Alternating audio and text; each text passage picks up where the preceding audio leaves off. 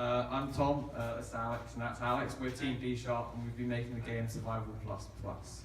So basically, we've been using the Unity 3D engine to design a VR, as you can see Alex, it's on the screen, a VR survival game.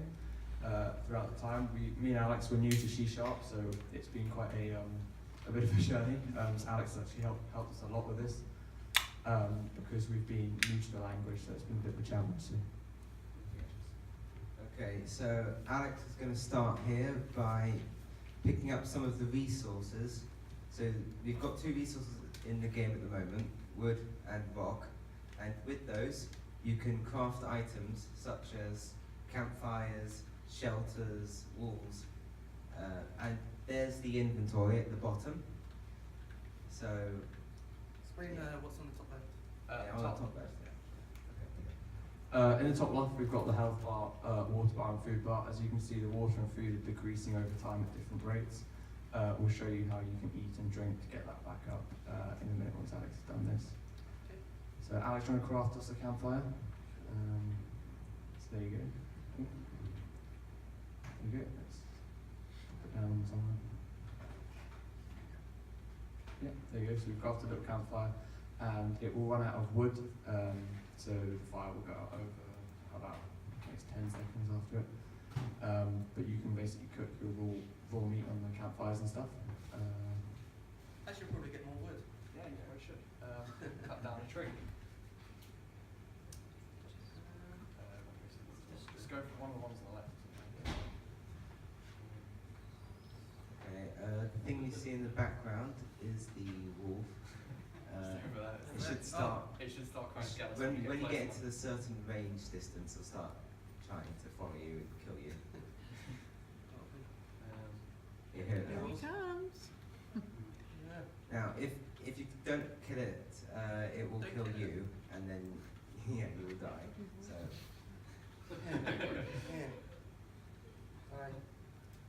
and this is me. So by eating the meat, you can see the health bar's gone back up. Okay, Alex, I'm going to chop down a tree and Yeah. those. Watch out, it's a wolf come to get you, boys. Oh, there's no more wolves. We have one on the floor. Not as strong. Yeah, there you go. So you can see Alex. There are some sound effects, but we can't get the Yeah, sound Alex, effects. just stand back and watch the tree fall. Now, if you cut down all the trees on the island, you will run out of wood, so you can plant trees back, so you don't run out. There you go, Alex is now almost Yeah. blocked. And then you can pick them up again and craft more things. And even then to swap. Right, I don't need that. Okay, right, we'll show the water source, which is just over here as well. Because you need to. Yeah, so if you see the water's just kind of like a bit over 3/4 full, you can come up to these water sources and, oh, there you go, it goes back to full. How many? And there's a 10-second cooldown on that, so you can't basically spam E and get loads of water. Just cut down this tree as well. I want to cut down all the trees. All the trees, okay.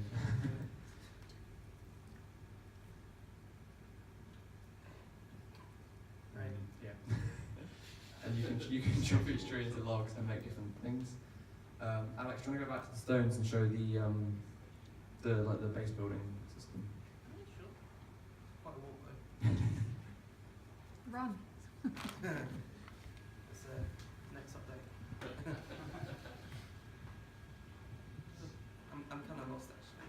It's to your right over there. Yeah, it's just behind the rocks. Just going through the rock. Yeah, you can see them there. Those are the rocks we prepared earlier, so we can show you easily. Instead of chopping down loads of rocks. Just there, just to your left. Oh, there's the. Campfire. How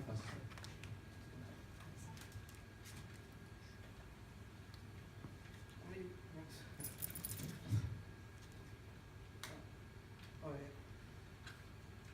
There you go. I think it's 5 for the next to the wall.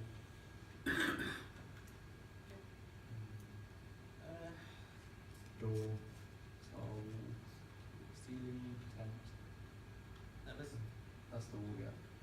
So basically you can gather resources for the base, and you can build your base with the walls, the doors, the ceilings, and cook your food basically with the campfire and stuff.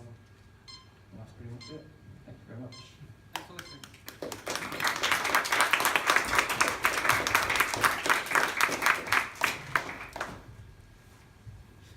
Okay, judges, if you're ready, fire away. Where did the tree animation come from? How did you The tree animation, it uses the physics in Unity. So you put something called a rigid body, which basically uses physics on the tree. So it moves the model and just collapses in a random way that the engine decides, basically. Which is why I think it bounces so nicely every walk. Yeah. You go either way. Excellent.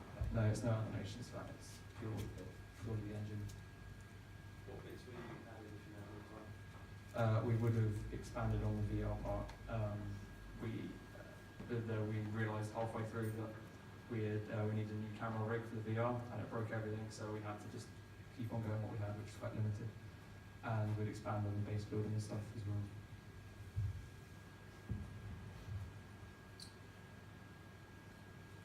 What's your biggest bug? What's your biggest bug that you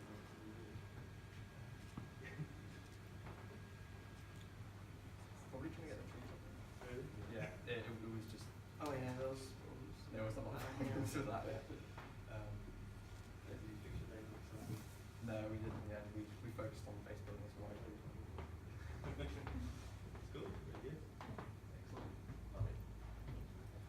Thank you. It is.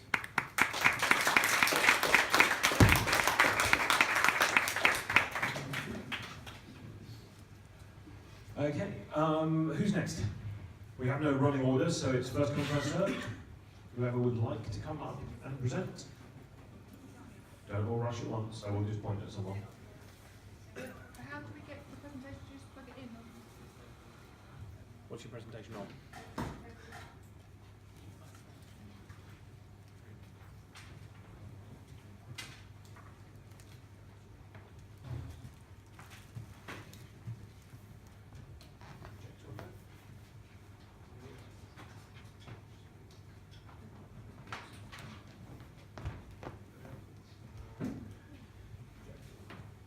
I can just give you the link.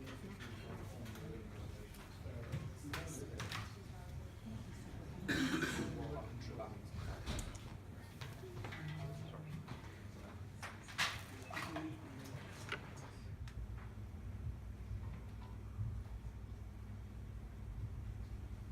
My project is called Defense Pie.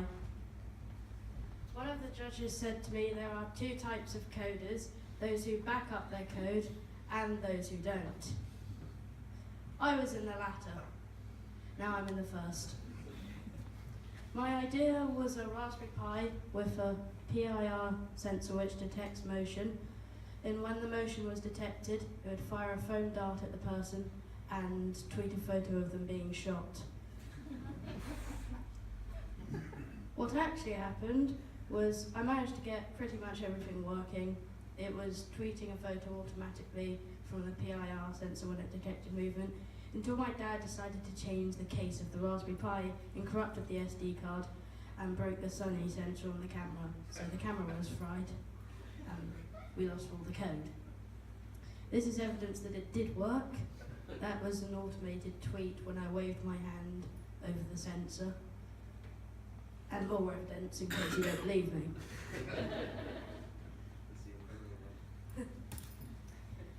The outcome, we couldn't recover from the files from the SD card and the camera board appeared to be fried. I spent the rest of the day working with USB webcams and motion with not very much success. We tried to fix the camera early in the morning at home. All the sensors were responding except the Sony one. What I have learned, never give an SD card to my father, always purchase backup parts. I learned a lot about Python, hardware and Linux, and to back up my code. Thank you to the judges and organisers, and I plan on purchasing another camera and trying to make my idea in my spare time.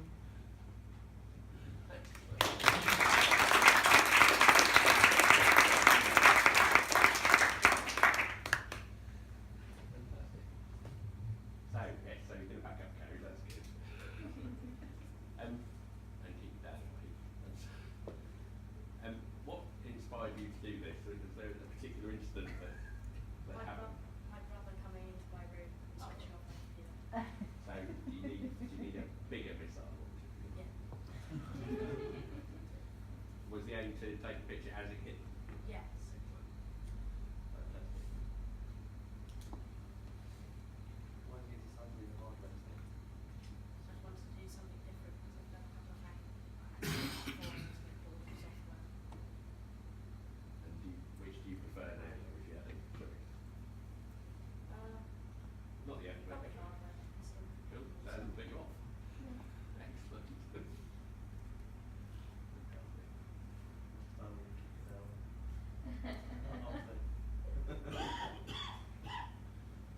So did he accept blame for doing it? Yes. Yes.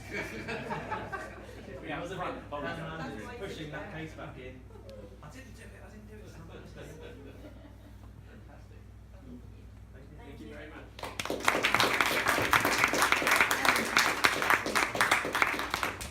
Are any of the judges from Guernsey?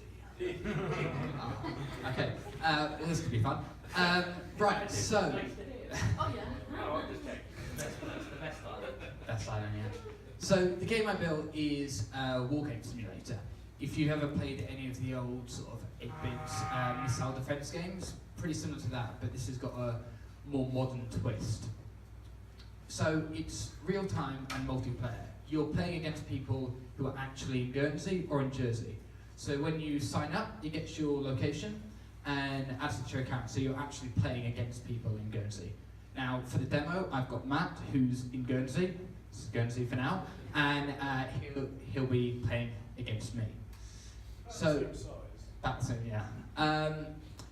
So building this was quite interesting. My only sort of second real experience using Socket.io, which is a messaging system, and my first time using D3JS, which is a graphic system. And as an interesting side note, I have the only topo.json map of the Channel Islands because I had to create it because it doesn't exist. So that'll be on my GitHub if anyone wants to grab that for a future project as well. So the gameplay, when you attack someone, the strength depends on your own island's infrastructure. It varies with the accuracy when you actually set it, and the damage depends on population density data of the area you're about to hit. So if you have high accuracy and you aim at St. Peter Port, you're going to have a higher hit, and it's going to be based on the population density data for that area. Every time you launch an attack, the opposing island has 5 seconds to try and launch a defense, and the success of that depends on how quickly they launch it.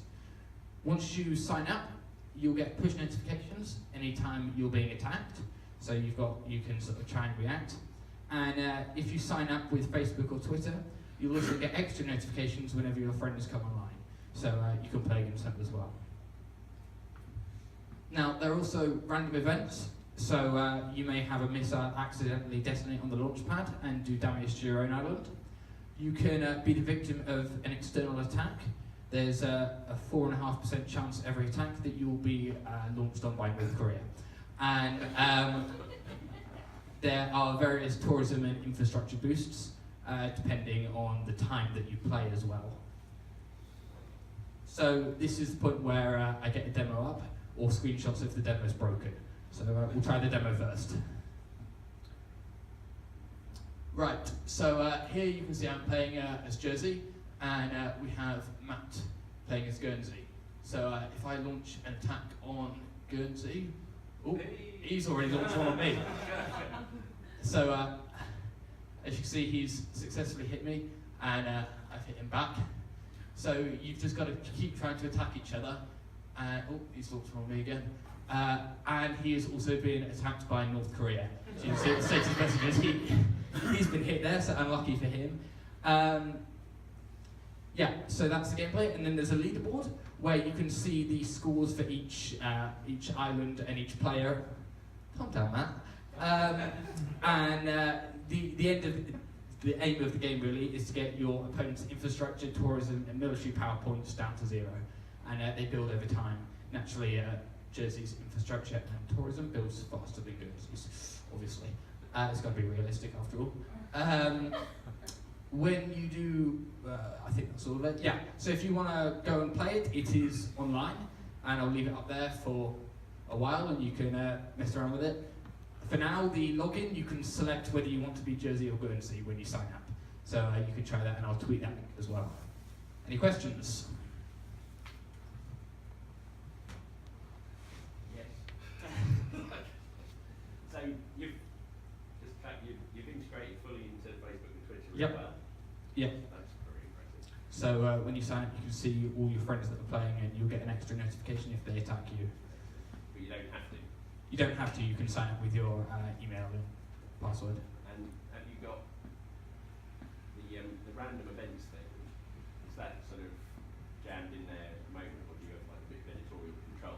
Yeah. So there's a RSS feed which I subscribe to, which pulls in data from the world news events on BBC, and every time there's an event, it'll take the headline of that, and based on trying to just find some simple keywords like war or attack or strike, it will perform an action with random hit points and that sort of thing. So that's your target.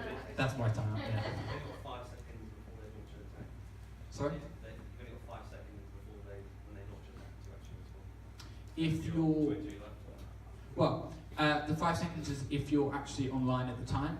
If there's no one from your island online, it's 30 seconds. So it gives you time to react to a push notification. So when you're attacked as well, it's not everyone that gets the notification, it's a select percentage of the people that are online, so you don't get spam with notifications. So, question you can ask everybody, if you had more time, what would you do? I'd like to have added sort of some extra features as well, so sort of mini games, perhaps more control over the accuracy of the missile rather than just sort of the random bar thing. And I'd like to have added sort of a better view of the missile while it's flying, so some sort of 3D demo of that as well, which I thought would be quite cool, but never got around to it. Cheers.